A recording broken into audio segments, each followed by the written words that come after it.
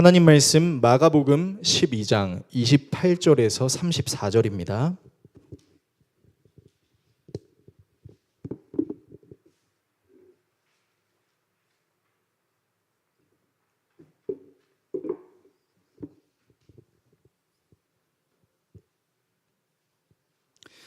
신약 성경 약 76페이지 정도에 있는 마가복음 12장 28절에서 34절의 말씀을 한 절씩 교독하시고 마지막 절은 같이 읽도록 하겠습니다.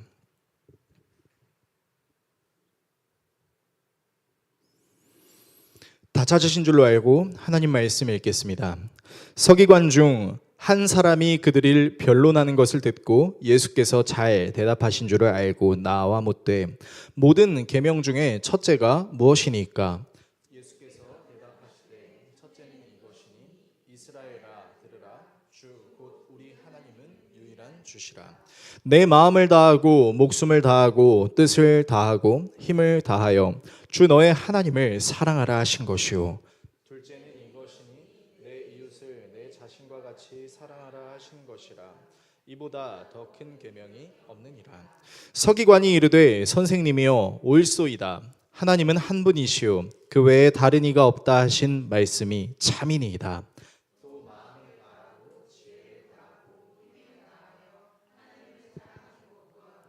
이웃을 자기 자신과 같이 사랑하는 것이 전체로 드리는 모든 번제물과 기타 제물보다 나으니이다. 같이 읽습니다. 예수께서 그가 지혜 있게 대답함을 보시고 이르시되 내가 하나님의 나라에서 멀지 않도다 하시니 그 후에 감히 묻는 자가 없더라. 아멘. 오늘 여러분과 함께 예수님의 일생 133번째 시간 유일하신 하나님과 가장 큰 계명이라는 주제로 하나님 말씀 나누도록 하겠습니다. 여러분이 잘 아시다시피 교회에는 여러 가지 사역들이 존재합니다. 아마 대표적으로 이렇게 요약을 할 수 있을 것 같아요. 오늘도 우리가 진행하고 있지만 이제 함께 모여서 하나님을 예배하는 공식 예배 사역, 그리고 성도들과 친밀함을 나누는 교제 사역, 그리고 성경 말씀을 배우고 적용하는 교육 사역, 교회 안팎으로 힘들고 어려운 사람들을 돕는 구제 사역, 복음을 전하는 전도 및 선교 사역이라고 말이죠. 여기서 여러분께 질문하고 싶은 것이 있습니다. 자, 예배, 교제, 교육, 구제, 전도, 이 모든 사역들 중에서 가장 중요한 사역이 있다면 그것이 무엇일까요? 뭐라고 생각하십니까? 아마 생각이 다를 수도 있고 같을 수도 있겠지만 여러분 놀랍게도요, 교회 안에선 이 모든 사역들이 다 중요합니다. 그 어느 것 하나 빼어놓을 수 없는 다 중요한 것이라고 말씀드릴 수 있겠어요. 예배가 가장 중요한 거 아닌가요? 라고 여러분이 말씀하실 수도 있겠지만 사실 예배도 교육도 구제도 선교도 전도도 다 하나님의 말씀을 기준으로 하는 것입니다. 즉 하나님의 말씀이라는 것이 이 66권 성경에서 어떤 하나님의 말씀은 우리가 정말 중요하다고 생각해야 되지만 어떤 하나님의 말씀은 조금 덜 중요하게 생각해도 된다라고 우리가 판단하게 된다면요, 우리는 실수를 할 수 있게 될 거예요. 어떤 실수요? 바로 성경에서도 등장하는 마르다와 마리아의 해석의 실수 말이죠. 많은 사람들이 착각합니다. 마리아는 하나님의 예배를 중요하게 여겼고 마르다는 예배가 아닌 밥 짓는 걸 중요하게 여겼기 때문에 이거는 마르다가 잘못한 거야. 하지만 우리는 말씀을 통해서 나눴었죠. 이것은 마르다가 잘못한 것이 아니라 하나님을 향한 그 한 가지의 마음이 흐트러져서 동생을 핍박하는 마음으로 변질되었던 것, 이것이 잘못되었던 것이다. 그래서 사실 이 사건 이후에도 마르다는 예수님이 오실 때 그 손님들을 열심히 접대하는 장면이 요한복음 12장에도 등장하죠. 자칫 우리에게 나타날 수 있는 신앙적인 실수가 있다라면 그것은 바로 하나님의 말씀을 내가 잘 알지도 못하면서 그것을 판단하고 이상하게 해석해서 우선순위라는 것으로 하나님의 말씀에 차등을 매기는 행위, 여러분 이것이 우리가 할 수 있는 대표적인 실수 중에 하나라고 말씀드리고 싶습니다. 오늘 본문에도 이런 성향을 가진 사람이 등장합니다. 우리는 벌써 약 한 달 동안을 예수님의 고난주간 2일차를 묵상하고 있어요. 그것도 하루 이 하루 동안 예수님께서 여러 사람들과 논쟁하는 장면을 살펴보고 있습니다. 잠시 좀 도표로 여러분들께 보여드리자면, 자, 대제사장들과 장로들, 원래는 이제 서기관도 있지만 서기관도 따로 뺐어요. 자, 예수님의 권위 논쟁을 했었죠. 네가 무슨 권위로 이 성전에 있는 매대들을 다 뒤집어 엎냐? 환전상의 상을 다 뒤집어 엎냐? 자, 대제사장들과 장로들은 성전의 최고 지도자, 정치적 종교적 권력자들이었죠. 그리고 바리새인과 헤롯 당원들, 종교적 율법주의자와 로마 협력파들과 예수님께서는 세금 논쟁을 벌이시기도 합니다. 카이사의 것을 카이사에게 주어라라고 예수님께서 말씀하셨던 거 기억나시죠? 그리고 지난주에 우리가 다뤘던 모세 오경만 성경으로 인정하고 부활과 천사를 부정하는 이 사두개인들과 부활 논쟁을 하죠. 형사취수제, 내 형이 죽었을 때 그 형의 아내를 동생이 대신 이제 다시 결혼하게 되는, 그래서 7형제가 한 아내를 뒀는데 이 7형제가 부활하게 되면 누구의 아내가 되는 겁니까? 라는 이 부활 논쟁을 우리가 지난주에 나눴었죠. 그리고 오늘 우리가 함께 볼 말씀이 이제 율법사. 여러분들이 가지고 계신 개역개정 성경에는 서기관이라고 기록이 되어 있을 겁니다. 이 사람들의 역할이 율법을 기록하고 해석하는 전문가들, 특히 법적으로 적용하는 전문가들인데요. 이 율법사가 가장 큰 계명이 무엇입니까? 율법 중에 어느 율법이 가장 크냐? 라는 이 내용을 이제 오늘 우리가 다루게 될 거예요. 자, 예수님께서는 가장 큰 율법이 무엇이냐라고 질문하는 율법사의 질문에 두 가지로 말씀하십니다. 하나는 하나님을 사랑하는 것, 또 하나는 이웃을 사랑하는 것입니다. 그리고 예수님의 그 말씀에 큰 깨달음을 얻은 율법사는 예수님의 말씀이 옳습니다라고 대답하고, 예수님은 그에게 네가 하나님의 나라에서 멀지 않았다라고 말씀하시죠. 이 율법사의 질문을 자세히 살펴보면 아마도 이 율법사는 율법들 중에서는 큰 계명과 적당한 개념과 작은 개념이 있었다라고 생각하는 것으로 보입니다. 그리고 사실 율법사의 이런 모습은 오늘을 살아가는 우리에게도 발견할 수 있습니다. 그래서 오늘은 이 본문 안에 담겨있는 우선순위에 대한 인간의 생각과 그에 대한 하나님의 대답을 살펴보는 시간을 가지려고 합니다. 본문을 통해 다음의 내용을 살펴보려는데요. 먼저 유일하신 하나님을 나누는 실수가 무엇인지에 대해 살펴보겠습니다. 그리고 가장 큰 계명에 대해 살펴보겠습니다. 마지막으로 하나님을 유일하게 대하는 은혜가 무엇인지에 대해 살펴보겠습니다. 유일하신 하나님을 나누는 실수, 가장 큰 계명, 하나님을 유일하게 대하는 은혜, 이 내용들을 살펴본 뒤 기도하겠습니다. 첫 번째, 유일하신 하나님을 나누는 실수입니다.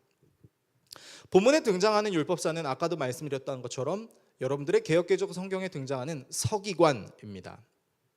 이들의 역할은 하나님의 말씀을 기록하는 일, 그리고 기록된 하나님의 말씀을 해석하여 법적으로 적용하는 일이었습니다.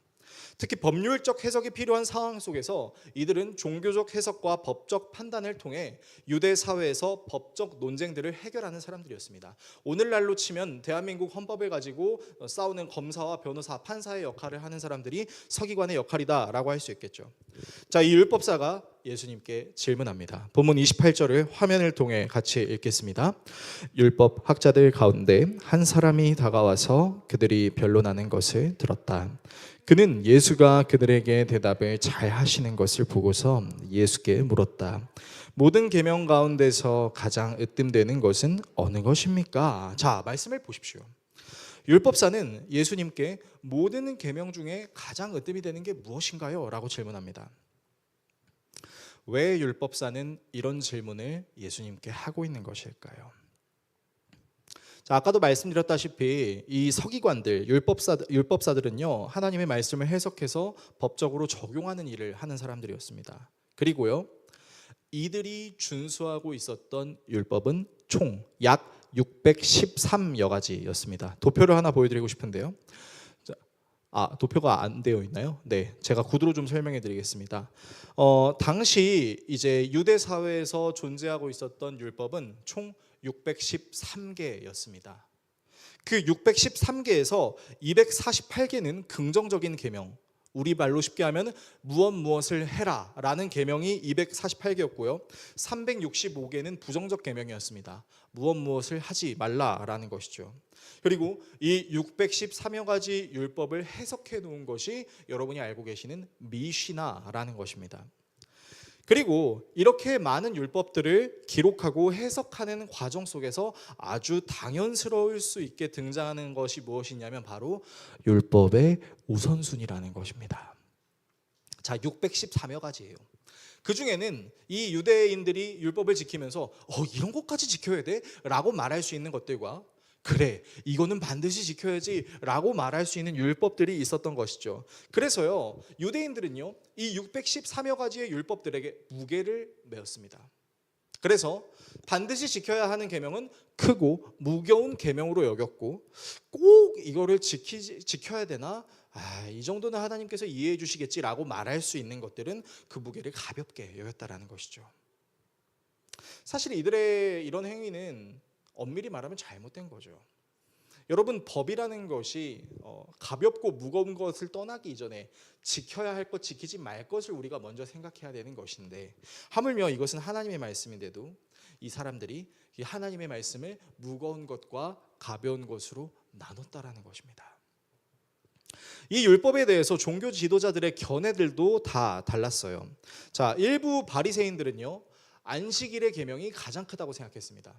그러니까 613여 가지의 계명 중에서 우리가 정말로 지켜야 되는 것은 안식일이에요 라고 얘기하는 거죠.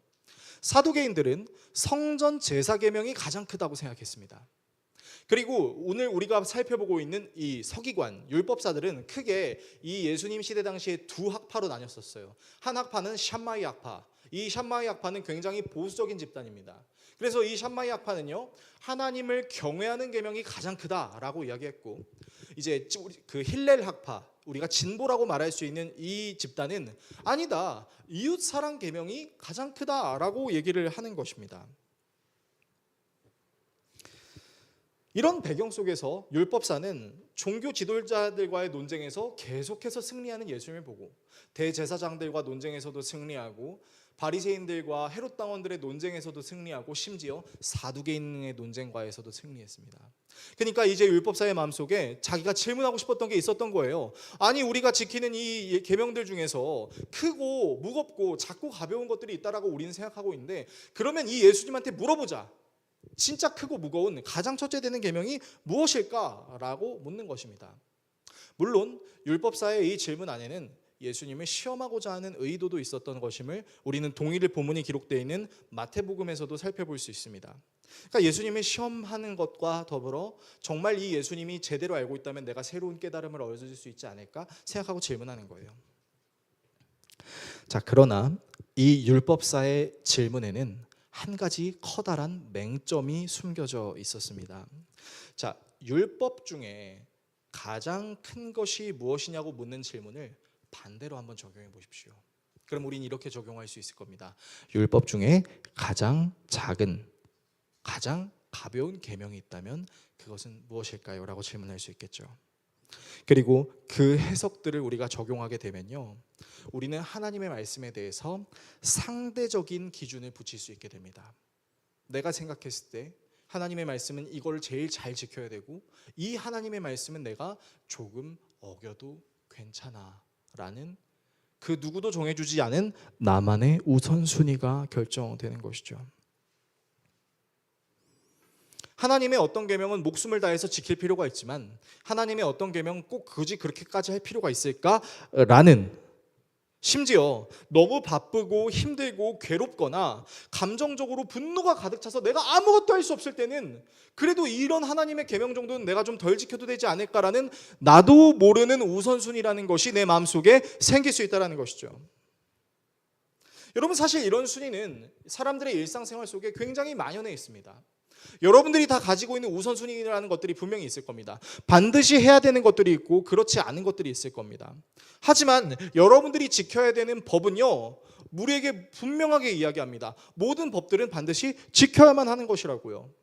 물론 아주 작은 그 범죄를 어겼다고 해서 그것을 이제 좀 감안해서 봐주는 경우가 있긴 하지만 사실 법이라는 것이 어기면 안 된다는 것이 철칙 아니겠습니까? 신앙생활에도, 생활신앙에도 우리가 적용할 수 있겠죠. 아마 여러분들은 신앙생활이라는 것을 하시면서 이런 생각을 해보신 적이 분명히 있을 겁니다. 내가 내 신앙을 지키기 위해서 가장 중요하게 해야 될 것이 무엇일까? 반대로 최소한의 신앙을 지키기 위해서 적어도 이것만큼은 내가 해야 될 것 같아 라는 이 양극단적인 생각들을 아마 여러분들은 적어도 한 번 이상은 해보신 적이 있을 겁니다. 그리고 그것이 누군가에게는 주일 성수가 될 수도 있겠죠. 내가 어디 가서 그리스도인이라고 말하기는 좀 그렇지만 그래도 내가 이것만큼은 내가 양보할 수 없어. 주일 성수는 해야겠다. 또 반대로 내가 진짜 주님을 위해서 무엇을 해야 되지? 내가 가신 것을 사람들에게 나눠야겠다. 그렇게 할 수 있는 사람들이 될 수 있겠죠. 누군가에게는 주일 성수가, 누군가에게는 교회 봉사가, 누군가에게는 헌금이, 누군가에게는 착하게 사는 것이 될 수 있을 것입니다. 그래서 우리도 모르게 어떤 특정한 기준을 만들게 되고 그것을 실천하게 되면서 나의 신앙이 그래도 의미가 없지는 않구나 라고 생각하고 싶어 합니다. 그래서요, 그것들을 잃지 않기 위해 우리는 모두 가이드라인이라는 걸 찾습니다. 교회에서는 그 가이드라인이 뭐가 될 수 있을까요? 저 같은 사람이 될 수 있겠죠. 상담을 신청합니다. 목사님, 제가 이런 상황이 있습니다. 어떻게 해야 될까요? 그러면 제가 얘기합니다. 같이 기도합시다. 그러면 겉으로는 티를 내지 않지만 속으로는 매우 실망합니다. 아니, 기도는 당연히 해야 되는 거 알겠는데 그거 말고 가이드라인 달라고요. 가이드라인. 사실 진짜 가이드라인은 하나님께 기도하는 것이 맞는데 왜 우리가 그렇게 생각할까요? 우리 자신도 모르게 하나님의 말씀 안에서 내가 반드시 지켜야 하는 것과 그렇게 하지 않아도 된다는 것을 나누는 이상한 우선순위라는 것이 존재할 수 있기 때문입니다. 어떤 하나님의 말씀은 지키고 어떤 하나님의 말씀은 딱히 지키지 않아도 괜찮게 되는 것이죠. 그리고요, 우리가 그렇게 신앙생활을 하게 된다면요, 우리는 서로 각자 다른 하나님을 믿게 될 것입니다. 내가 믿는 하나님은 이게 제일 중요하다고 얘기하는데 아니야, 내가 믿는 하나님은 이게 제일 중요하다고 해. 아닌데 그거 그렇게 중요하지 않은데 아니야, 당신께 중요하지 않아. 어쩌면 죄송한 말씀이지만 이와 같은 잘못된 태도가 잘못 적용된 것이 한국 교단이 나뉘어지는 폐해가 되지는 않았을까라는 생각이 들기도 합니다. 여러분, 한국 교회사를 제대로 공부해 보신 분들은 아실 겁니다. 좋게 포장하면 각자가 더 강화하고 싶은 하나님의 영역을 강화하기 위해서 교단을 나눴다라고 이야기할 수 있겠지만 여러분, 한국 교회 역사상 교단이 나뉘게 되는 배경의 안타까운 사실은 뭐냐면 그냥 서로 화합하지 못함이에요. 그리고 그 이면에는 신사 참배와 창씨 계명을 따르기 위해 하나님을 배반했던 교단들도 존재합니다. 부끄럽지만 그게 우리 교단이에요. 여러분, 우리 합동교단이 바로 그 신사참배에 사인을 했었던 정말 과오를 가지고 있는 교단입니다. 반대로 고시는 그렇게 하지 않았었죠. 이런 역사적인 배경들이 있어요, 여러분. 그리고 이렇게 각자가 만든 하나님은요, 유일한 하나님이 아니라 여러 하나님을 만들어버립니다. 내가 지키고 싶은 것은 지키고 지키지 않은 것은 안 지켜도 괜찮다고 생각하게 되는, 이 율법사가 예수님께 질문했던 어느 계명이 큽니까? 큰 계명은 제가 열심히 지키겠습니다. 하지만 작은 계명은 제가 조금 어겨도 되겠죠라고 얘기하게 되는 것이죠. 우리 외임 묵상 나눔을 카톡에서 보시는 성도님들은 아시겠지만 사실 저는 지난주, 정확하게는 지지난주죠, 저는 여러분의 장례식장에서 만나게 될 뻔한 큰 사고를 경험했습니다. 11톤 화물 트럭이 제 차의 이제 후방을 덮치는 그 사고를 경험했었는데요. 정말 감사하게 사이드 미러에 시선을 두게 하셔가지고 제가 급하게 핸들을 돌리고 가속을 해서 그나마 크게 부딪히지는 않았습니다. 정말 이런 사고는 제가 처음 당해봤어요. 그래서 막 심장이 벌렁벌렁 뛰고 이제 좀 부상을 당했죠. 사실 지금도 좀 아파요. 그런데 후방에서 트럭이 박았습니다. 심지어 저는 정속 주행에 2차선을 유지하고 가고 있었어요. 근데 1차선에 있던 화물 트럭이 방향 전환을 해서 저를 받은 겁니다. 자, 여러분 상식적으로 생각해 보세요. 지금 제가 그 사람에게 들어야 되는 말이 뭘까요? 1번 괜찮으세요? 어디 안 다치셨어요? 2번 미안합니다. 둘 중에 뭘까요? 둘 다죠. 괜찮냐고 하고 미안하다고 해야 되잖아요. 근데 그 기사가 굉장히 아무렇지도 않은 표정으로 딱 내리더니 아니 나 추월하려고 가속하다가 부딪힌 거 아니에요 라고 가스라이팅을 시전하는 거예요. 여러분이 아시다시피 저는 직업이 목사입니다. 근데요, 도저히 목사 직분을 행할 수 있는 자신이 없었어요. 면전에다 대고 소리를 지르기 시작했습니다. 지금 사람을 죽일 뻔해놓고 어디 거짓말로 저한테 그런 말도 안 되는 그걸 막 뒤집어 씌우세요 이러니까 블랙박스를 보세요. 하도 기가 막혀서 블랙박스를 보여줬습니다. 그랬더니 이렇게 얘기하더군요. 에이, 별로 다친 것 같지도 않고 차도 크게 파손난 것 같지 않은데 돈 줄 테니까 돈으로 해결하면 안 돼요? 라고 말하니까 진짜 막 머리가 빠질 것 같은 거예요. 너무 화가 나가지고. 그래서 바로 이제 보험사에 전화를 하고 교통조사가 나왔습니다. 당연히 과실은 100대 0이었어요. 근데 가해자가 인정을 안 하는 거예요. 분명히 가해자 보험 직원도 이거는 100대 0이라서 당신이 인정해야 돼요 라고 얘기하는데, 그래서 전 당연히 인정해 준 줄 알고 이제 사고 차량을 이제 보험사에 넘기고 아들을 이제 학교에 보내고 이제 병원으로 갔습니다. 진짜 아팠거든요. 근데 병원에 가서 접수 번호를 얘기했더니 대인 접수가 안 되어 있다라고 얘기를 하는 거예요. 진짜 너무 화가 나더라고요. 그리고 그날 저녁에 보험사에서 전화 오는 게 피해자분, 가해자가 100대 0 과실을 인정 못 하겠답니다. 그리고 이거를 인정하게 하려면 경찰서에 가야 된다는 거예요. 경찰서도 갔어요. 그래서 경찰이 전화해서 겨우겨우 100대 0을 받아들였는데 이번에는 그 화물공제라는 집단에서 연락이 왔습니다. 그리고는 제가 치료받고 있는 거를 빨리 끝내기를 바라고 합의금도 너무 적게 이렇게 제시를 하는 거예요. 그러니까 제 마음속에 너무 화가 나는 거예요. 너무 화가 나면서 무슨 생각이 들기 시작했냐면 이 사람을 내가 심판하고 싶다라는 생각이 들었습니다. 요즘 그 드라마에 이제 좀 유행이 지나겠지만 참교육이라는 드라마를 보면서 여러분 혹시 사이다를 막 누리신 분들이 계시죠? 이거지. 촉법 말도 안 되지. 이렇게 해야지. 그 참교육 정신이 제 머릿속에 스며들기 시작하면서 이 인간은 내가 그냥 둬서는 안 되겠다. 참교육 시켜줘야지라는 생각이 드는 거예요. 근데 그렇게 부글부글 끓고 있는 저에게 갑자기 하나님께서 어떤 말씀 한 구절을 이렇게 보여주시는 거예요. 원수를 사랑하라라는 그 말씀이 필름이 지나가는 것처럼 보이는데 못하겠는 거예요. 죽을 뻔했으니까. 저도 죽을 뻔했고 제 아들도 죽을 뻔했는데 잘못도 인정하지 않고 미안하다는 얘기도 안 하고 피해 과실도 인정하려고 하지 않으니까 제 마음속에 하나님, 제가 이 계명을 못 지키겠습니다. 하나님의 사랑하라는 계명은 제가 잘 지킬 수 있지만 이웃을 사랑하라는 계명, 사랑할 만해야 사랑하죠. 아니, 적어도 인간다운 구실은 해야 사랑하죠. 제가요 너무 큰 씨름을 하고 있었어요. 그러니까 진짜 제 입에서 무슨 말이 나냐면, 하나님 이런 상황을 저에게 겪게 하실 거면 저 그냥 목사 안 하고 싶어요. 막 그런 얘기가 나오는 거예요. 왜? 못 사랑하겠으니까. 제 나이가 고작 40밖에 안 되는데 벌써 진인사 대천명을 산 사람인 것 마냥 이 세상의 모든 악함을 다 경험한 사람인 것처럼 생각을 하고 심판을 하려는 거예요. 미치겠는 거예요. 그 사람에게 내가 당한 거에 몇 배는 갚아주지 않으면 내가 참을 수가 없는 거죠. 마음속으로 재단하는 거죠. 이 계명은 내가 그렇게 중요하게 여길 계명은 아니다. 여러분은 어떠십니까? 여러분은 혹시 율법사처럼 가장 큰 계명과 그 이외의 계명들을 나누는 모습들을 갖고 계시지 않나요?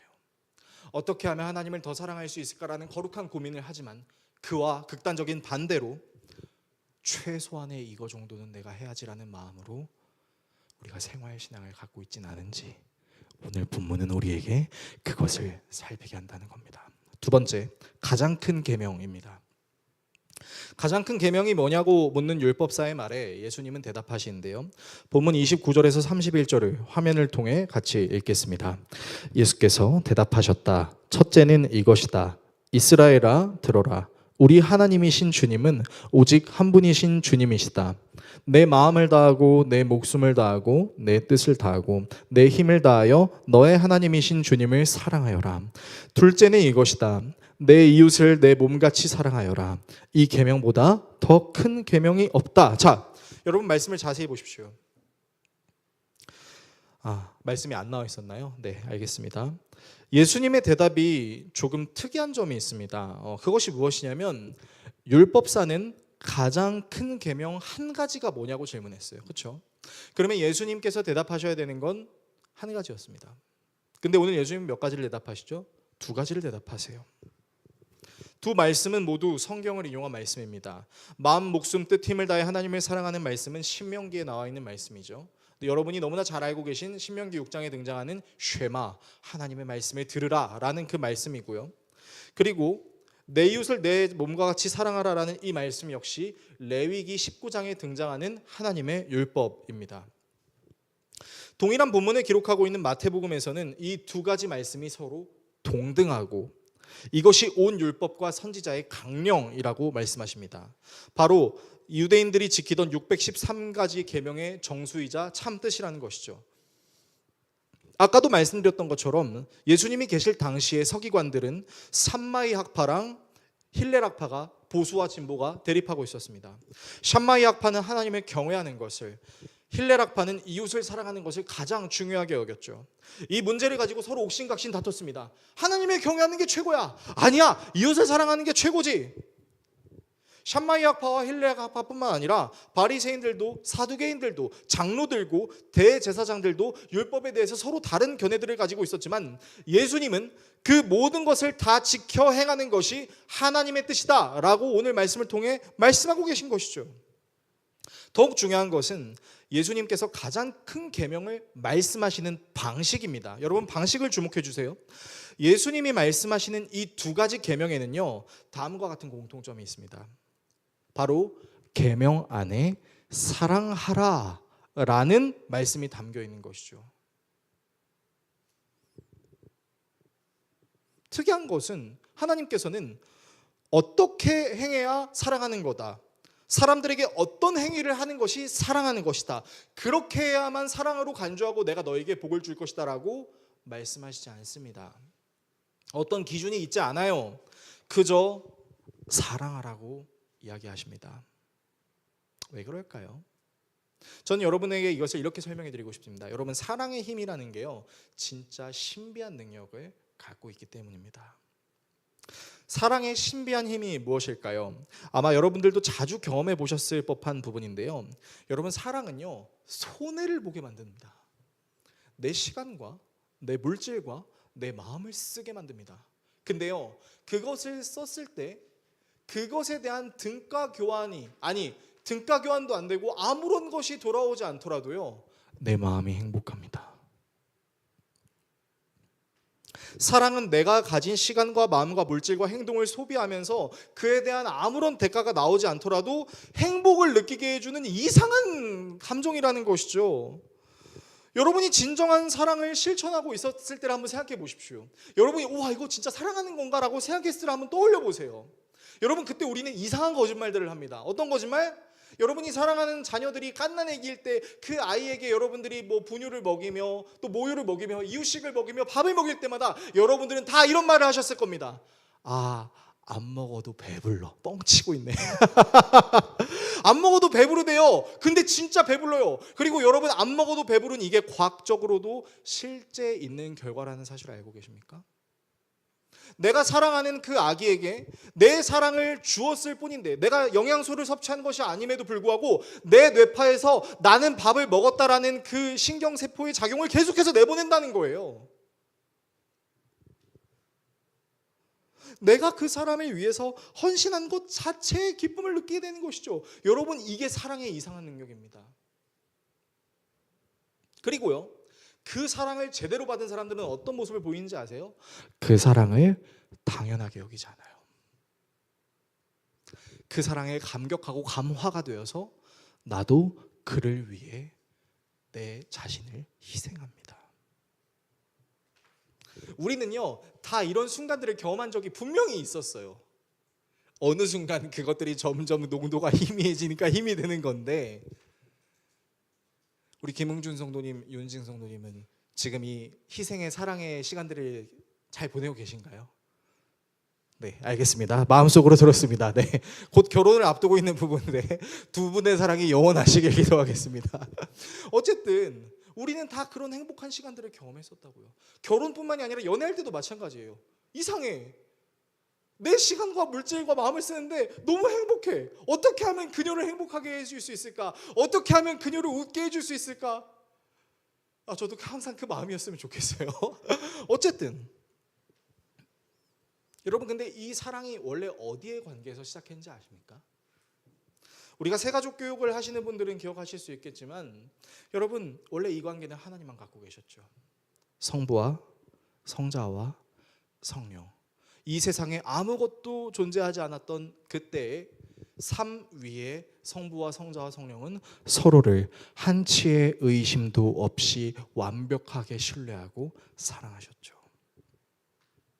그리고 이 사랑을 나누는 것이 너무 행복하고, 이 넘쳐나는 사랑을, 이 가둘 수 없는 사랑을 분출하기 위하여 사람을 창조하셨죠. 그리고 그 사람에게도 삼위 하나님이 나누시는 그 사랑을 너희들도 나눴으면 좋겠다. 너희들은 우리를 닮은 형상을 갖고 있으니까.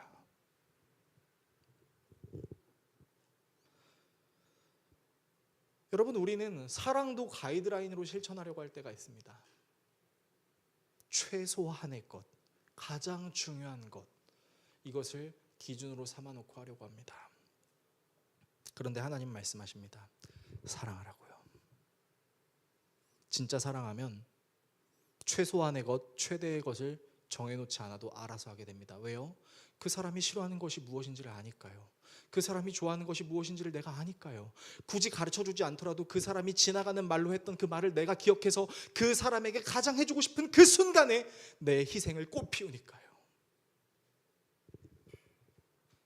예수님은 말씀하세요. 너희들은 지금 가이드라인을 나에게 원하고 있다. 너희들은 하나님의 말씀을 너희들의 해석의 잣대로 판단하고 이것저것으로 나누려고 하고 있다. 아니다.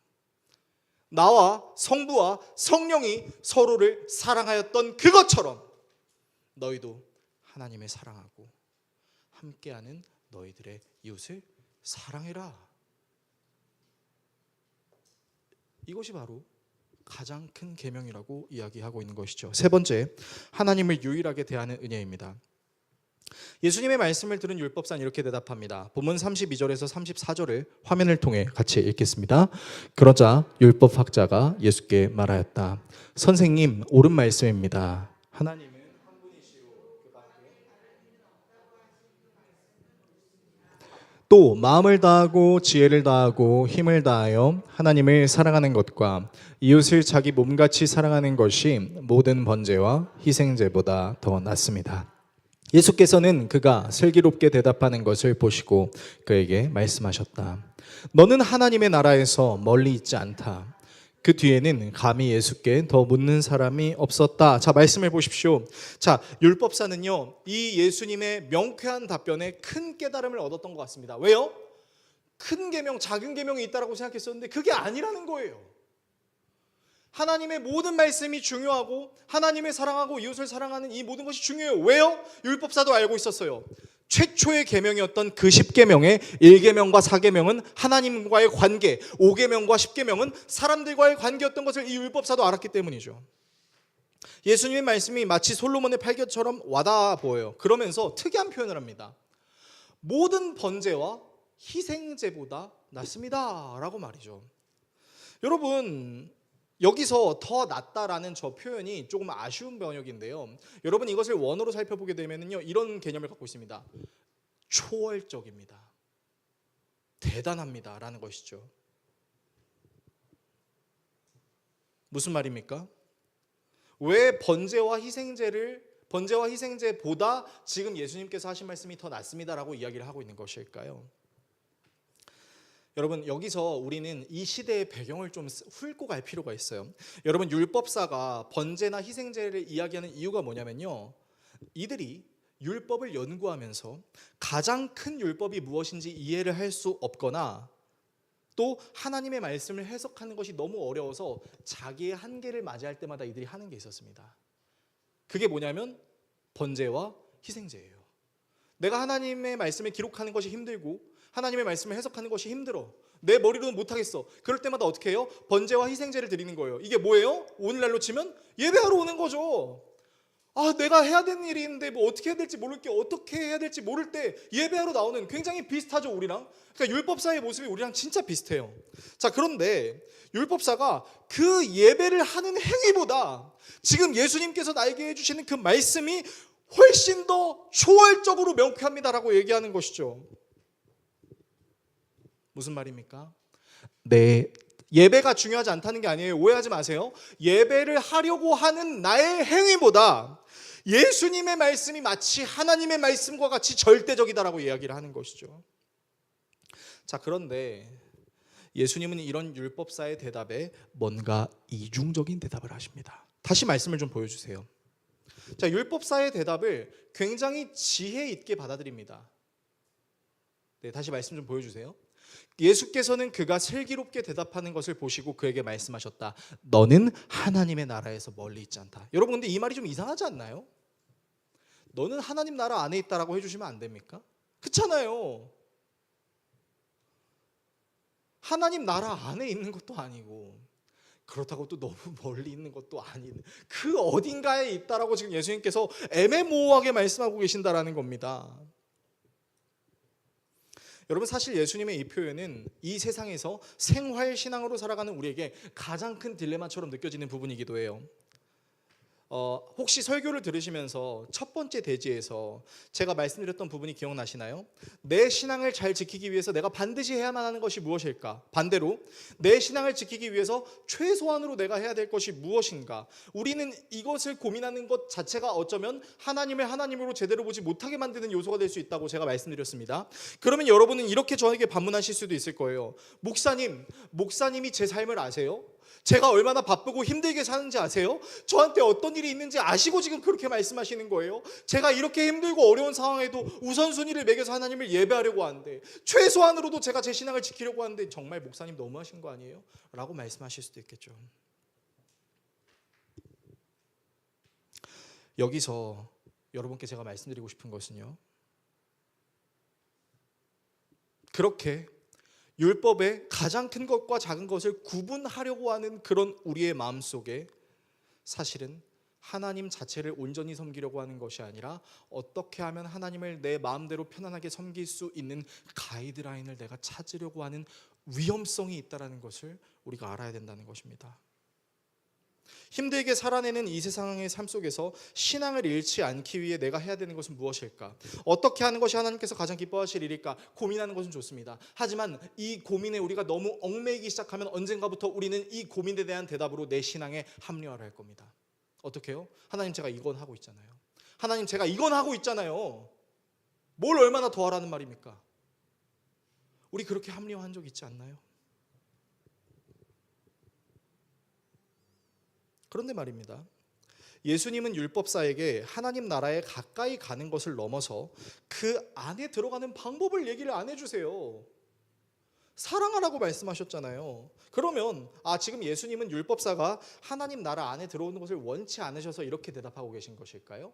너는 아직 멀었어. 너는 아직 사랑을 똑바로 실천하지 못하니까 하나님 나라 안에 들어올 자격이 없어. 너는 율법의 크고 작은 것을 나누니까 아직 자격이 안 돼. 지금 예수님이 그렇게 말씀하시는 걸까요? 아닙니다. 여러분, 율법사가 하나님 나라 안으로 들어오는 건요, 잘 들으십시오. 율법사가 하나님 나라 안으로 들어오는 건 자기가 할 수 있는 게 아닙니다. 무슨 말이죠? 율법사가 하나님 나라 안으로 들어오게 하는 건 예수님의 십자가와 부활의 은혜가 있어야만 가능한 것이었기 때문이죠. 그 사람에게 하나님 나라 안으로 들어갈 수 있는 방법이 있었다면 예수님은 방법을 알려주셨겠죠. 네가 하나님 나라 안으로 들어오기 위해서는 이렇게 해야 돼, 저렇게 해야 돼. 근데 그렇게 하시지 않으셨어요. 왜요? 이제 예수님이 십자가에 달리실 때가 멀지 않았기 때문이죠. 고난주간 2일차를 넘어 5일차인 금요일에 예수님이 모든 세상 사람들의 죄의 문제를 자신에게 전가하셔서 죽으셔야만 했기 때문이죠. 즉 하나님과 사람의 관계의 문제를 해결하는 것은 나의 행위에 달려있는 것이 아니라 예수 그리스도의 보혈의 피에 달려있는 것이기 때문이죠. 여러분, 그래서 성경은 끊임없이 우리한테 얘기해요. 성경은 우리에게 네가 하나님의 사랑을 받기 위해서는 이런 일을 해야만 해라고 가르치지 않습니다. 오히려 하나님의 사랑을 배신한 인간에게 하나님은 그럼에도 불구하고 우리를 사랑하신다라고 이야기합니다. 세상에 있는 많은 종교의 기준들은 네가 이렇게 하면 복을 받아라고 이야기합니다. 그래서 고행이라는 것을 하죠. 수행이라는 것을 해요. 하지만 기독교는 다릅니다. 유일하신 하나님께서 우리에게 말씀하시는 은혜는요, 너희들을 사랑하기 위해 내가 사랑하는 내 유일한 아들에게 너희들의 모든 문제를 상달하였다라고 이야기합니다. 너희들을 사랑해서 너희들이 무엇을 해야만 구원을 얻을 수 있을지를 가르쳐주는 것이 아니라 너희들의 죄의 문제를 해결하기 위하여 아무 죄도 없는 내 아들을 십자가에 죽여야만 했다라고 이야기합니다. 여러분, 예수님도 이 사역을 감당하는 게 너무 버거우셨죠. 겟세마네 동산에 올라가 기도하는데 스트레스가 극에 달해요. 땀이 피로 변합니다. 혼자 기도하는 게 너무 힘들어서 제자들에게, 데리고 간 세 제자에게 얘기하죠. 좀 깨어 있으라. 다 자요. 하나님, 하실 수만 있거든, 아버지 하실 수만 있거든 이 잔을 내게서 옮기시옵소서. 그러나 내 뜻대로 마시고 주님의 뜻대로 해주십시오. 여러분, 예수님의 이 행위에서 우리는 오늘 예수님이 말씀하신 두 가지 계명을 볼 수 있습니다. 첫 번째는 하나님을 마음을 다해 목숨을 다해 뜻을 다해 힘을 다해 사랑하는 것을 예수님이 실천하셨다는 걸 볼 수 있습니다. 왜요? 자기의 목숨을 버리려고 하는, 저 지옥 끝으로 추락하게 만드는 그 하나님의 계획에 예수님은 순종했으니까요. 근데 예수님이 그것을 왜 순종했죠? 인간을 사랑하시기 위해, 인간의 죄의 문제를 해결하시기 위해. 예수님은요, 하나님을 마음을 다해 목숨을 다해 뜻을 다해 힘을 다해 사랑하심과 동시에 이웃을 사랑하십니다.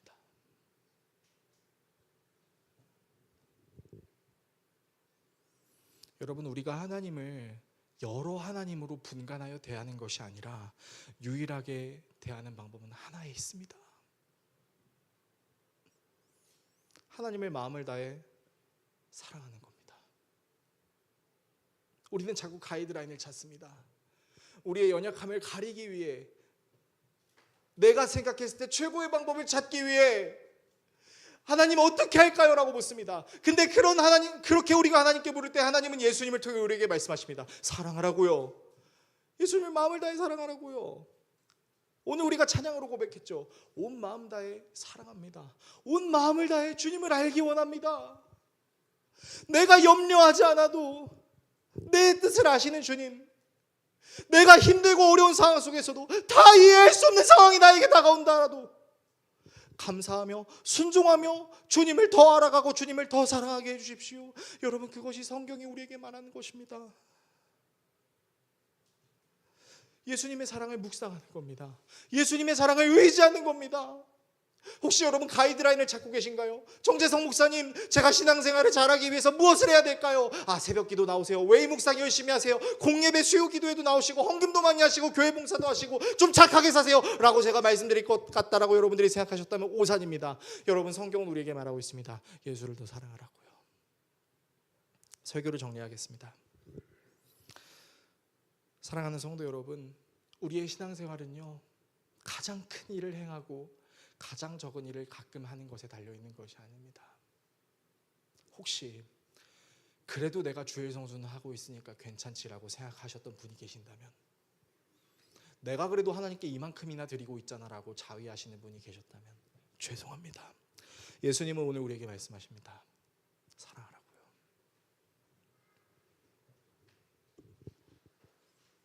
그럼 그 마음을 누가 주실까요? 성령 하나님이 우리에게 주시는 거죠.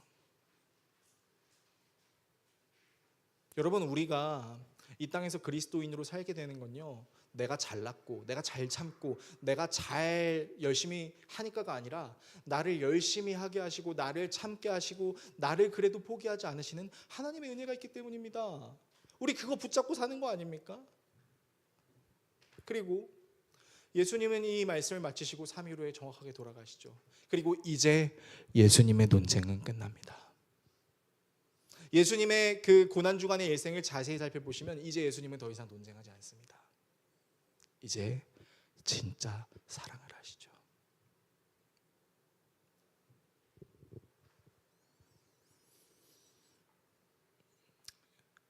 여러분과 제가 소원해야 될 것은 단 한 가지입니다.